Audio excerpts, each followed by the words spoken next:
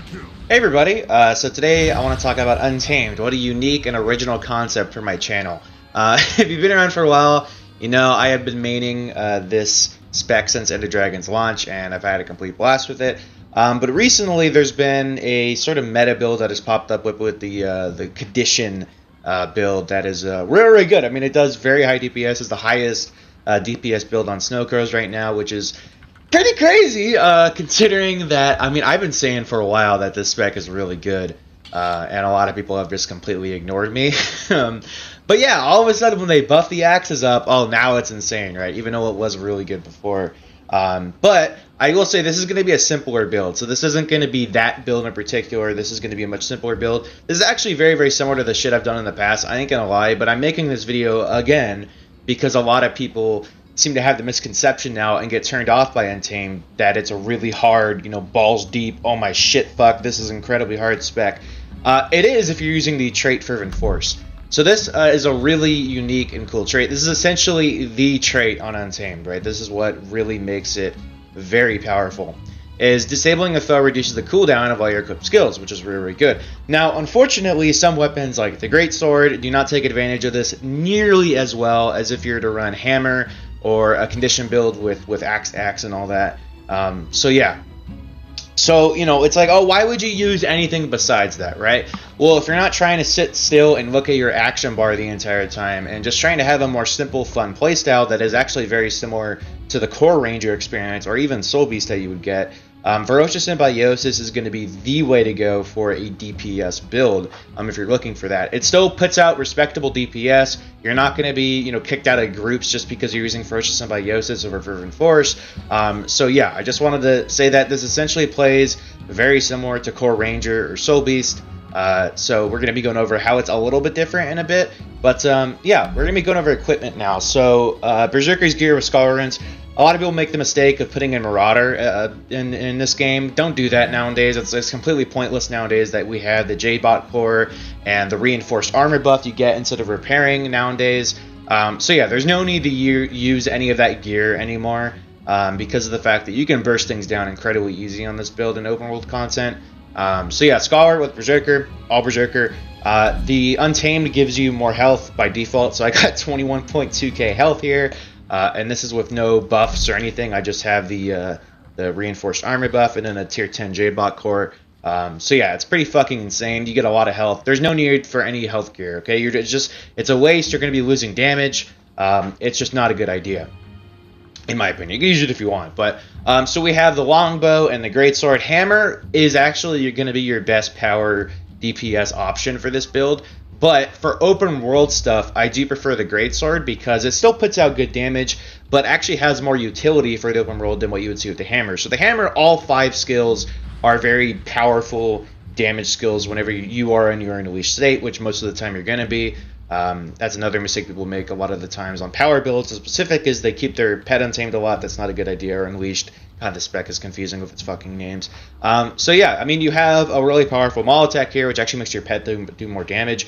We have a little leap attack, a little block that you can actually counter attack, and then a stun there, which is really, really cool. So it's a really cool all-around weapon for open world content.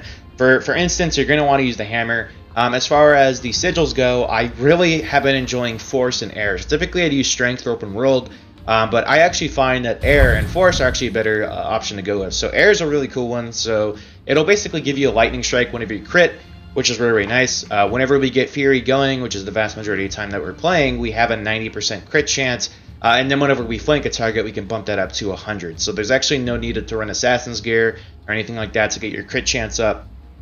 You're just going to want to make sure you're running the skirmishing trait line. So yeah, it's a really, really awesome gear set here that I really enjoy. Like I said, hammer, same stat, same sigils if you're going for a higher damage or if you're going into instance content. Don't bring the greatsword into instance content where your damage matters more than if you're in open world. You're going to want to use the hammer because that's, like I said, it's a higher damaging option. So yeah, for the specs, I have skirmishing, beast mastery, and untamed. Technically, you can go with nature magic or marksmanship. Nature magic is great if you want to provide alacrity to your teammates through spirits. There's a couple of things you have to change up. Mr. Mystic made a really cool build. I'd recommend going and checking him out for that build that uses Ferocious Symbiosis as well as actually providing alacrity to your teammates. You just throw in a few, I think it's Diviner gear, it's like a couple rings or something, and you're good. So yeah. I do like Beast Mastery though because it makes my pet stronger, and to me that's the reason why I play Untamed, is that you get to play with your pet, and it's not like Soul Beast, you know, where you suck it in all the time. So yeah, Trapper's Expertise, I use this because of Frost Trap. As you can see, we have both Exploding Spores and Frost Trap. We'll go over that in a bit. Spotter, you don't necessarily need to use this in instance content, but for solo it gives you Fury, basically almost 1/3 uptime just by default, just pulses it no matter what whenever you're in combat, which is really, really cool. You could actually go with Hidden Barbs, I guess, if you're getting any like bleed procs from, you know, let's say like Sun Spirit, I think. Oh, the Sun Spirit? No, never mind. It doesn't do that still. Fuck, that's the old Sun Spirit. No, actually, I don't know. Maybe Strider's Defense then? I don't know. This is really just kind of a flex spot. Like, pick whatever the hell you want here. I will say Hidden Barbs would be good if you're running the Sharpened Edges trait. So maybe that would be a good one to go with. Vicious Quarry is an absolute must on this build. It actually might be kind of, you know, oh yeah, that'd be cool on Quick Draw, right? But no, Vicious Quarry is just too good to pass up. This is an insanely good trait. So while the big thing here is that it'll increase your crit chance with Fury. So it'll give you a 15% more crit chance, going up to 40% crit chance whenever you have Fury, which is crazy. And then when you have Fury, you get 250 more ferocity. That's nothing to laugh at. That's a lot of fucking ferocity. So that's a huge trait right there. For Beast Mastery, this is kind of a flex spot. I like Potent Ally because it just gives me a little bit of consistent might on my pet. But Resounding Timber could be really good as well because you actually use We Heal as One as part of your rotation as well as Strength of the Pack. This allows you to keep more boons on your pet more consistently. But I prefer Potent Ally because it's more consistent in that you can, you know, like soloing and stuff, you can keep boons on your pet easier. Specifically Might, which is the big one. A lot of the times, I mean, the boon that's going to be shared to your pet is going to be Might. You get a few other ones, but they're not really going to be up there permanently. Getting 25 might on your pet's the big deal because your pet already has good crit chance. So yeah, you know, 2-handed training. Only use this if you're using Greatsword. If you're using Hammer, swap this to Natural Healing. If you need a little extra CC, you could go with the Wilting Strike right here, where your beast ability will deal weakness damage, which does do, I mean, it doesn't say it, but it actually does do a tiny bit of Defiance damage. I think it's around 30 Defiance damage. It's not a whole lot, but it is a nice thing to have. And I actually think if you combine that with the Sandwine, I believe Blind does a little bit too. I could be wrong on that. But yeah, if you're not using Greatsword, go with the Natural Healing trait because this will basically make your pet have better sustain. Honed Axes, another must trait, more ferocity. Even if you're not using axes, you just get more ferocity for you and your pet, which is great because your pet does crit a lot if you're using, you know, cats and shit, which I recommend. We'll go over that in a bit as well. The other traits I wouldn't really recommend using. They're not really that good. Okay, Untamed. This is the big ones, right? Sorry. We have Blinding Outburst here. So I love this trait because it gives you more damage on your Venomous Outburst for your pet, but the big one is that your Unleashed Ambush will deal more damage. So by default, some of the weapons actually have really bad Unleashed Ambush skills and are sometimes actually a DPS loss, like with the Hammer, but if you use this trait, they're much more powerful. 25% damage increase, that is huge and makes them a really good skill to use. You could go with Debilitating Blows. I find this to be completely useless personally because, you know, vulnerability is the vast majority of disabled conditions that you'd be putting out, and people already put vulnerability galore. You already have tons of vulnerability on this build, so you don't need that. Once again, you don't need this. We're only using one cantrip. Even if you're using a whole bunch, still a pointless trait. Use Blinding Outburst. Enhancing Impact. There's a couple ones you could use here. So this one's really cool. This one's actually great for the Greatsword, no pun intended, because whenever you use a Disable, which is of course your 5 and your 4, but mainly the 5, you get a few seconds of quickness, which is really, really cool. Helps you to burst down targets more.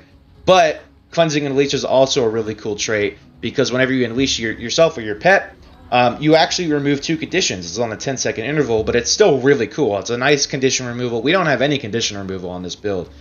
We can slot that in if we wanted to with Mutate Conditions, which is also a stun break, which is really cool. But I don't know. I think this is a really cool trait. I just prefer Enhancing Impact whenever I'm using the Greatsword. But yeah.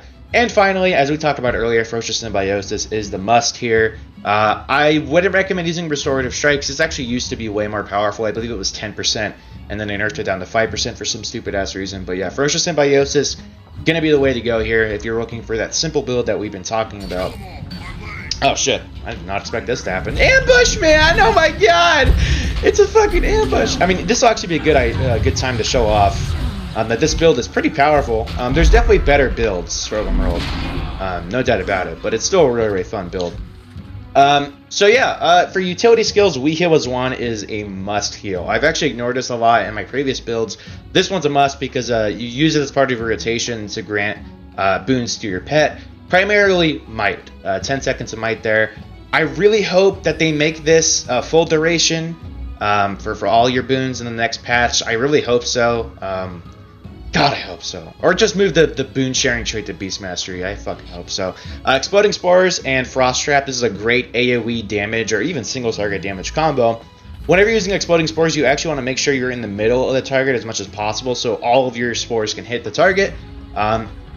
Signet of the Wild. This is a really good one for more ferocity for your pet, and Strength of the Pack is a must here as well because it helps keep consistent might on your pet, as well as providing a bit of better burst damage of Fury. This is going to be a really high damage, not high damage, but it will add a little bit of damage to your elite skill. A lot of people might be wanting to use Forest Fortification, but I would recommend Strength of the Pack. Meta Battle lists this as like, oh yeah, it's not really going to count for damage too much, but your pet does do a decent amount of damage, so being able to keep might on it more often like that is going to be a respectable thing to have, as you can't get permanent might with Heal as one, permanent 25, right? And it's pretty easy to get the 25 of Strength of the Pack. So yeah. As far as some flex things go for Open World, you can actually replace Exploding Spores with a few things, right? So if you want a Stun Break, I'd recommend going Mutate Conditions. This one will essentially clear a lot of conditions off of you, actually as much as you have, and convert it to the vulnerability. And it's also a Stun Break, which is really, really cool. As far as the other one goes, I can't really see a point to run anything else. A Quickening Zephyr might be good for solo content. But other than that, wouldn't really recommend anything. If you're doing like some farms and shit, like I was doing the lab farm, right, for the Halloween event, I went with Signet of the Hunt here to be able to hit things more often, just faster movement speed, because your damage doesn't really matter for that kind of shit. But yeah, really, really cool. So that is the utility skills I'd recommend running. Of course, you can replace it with things that you deem worthy of depending on the situation that you're in. As far as pet goes, I always recommend running a single target pet and then a AoE pet. So the AoE pet is almost always the Jacaranda. Its Call Lightning ability is very, very good for AoE and is up most of the time, so it's a really good skill. I use this whenever I need AoE. For single target, you almost always want to run some sort of cat. So I've been running the Lion and having a good time with that. It's got a really cool AoE blind skill that does a decent bit of damage.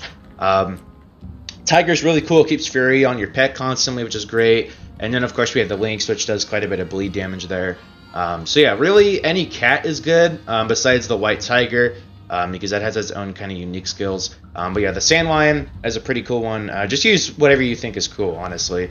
I'm not entirely sure what the optimal pick is. I think it's the Lynx, but I don't know. I think the Sand Lion is really cool. So this is my favorite pet setup right now. But I basically always keep the Jacaranda on swap because it just does a bunch of AoE damage. And it's also really tanky too. So if you need a tanky pet on a swap, go with that. Really, really cool. For CC... Rockazel and the Electric Wyvern are going to be your best options. I don't even have the Electric Wyvern on this character. But yeah, those are the pet recommendations. As far as underwater goes, I love the Shark. I kind of have the Armored Fish, I think this is. I don't even know. I kind of keep the Shark out always because it doesn't show it here, but the Shark can actually it has insane skills. It's really good underwater. So yeah, I think that's basically it. As far as the skills go, you basically just use shit off cooldown. So you know, your usual 2, 5, 2, lay down your your AoE skills here. That was way too much damage to put into a target.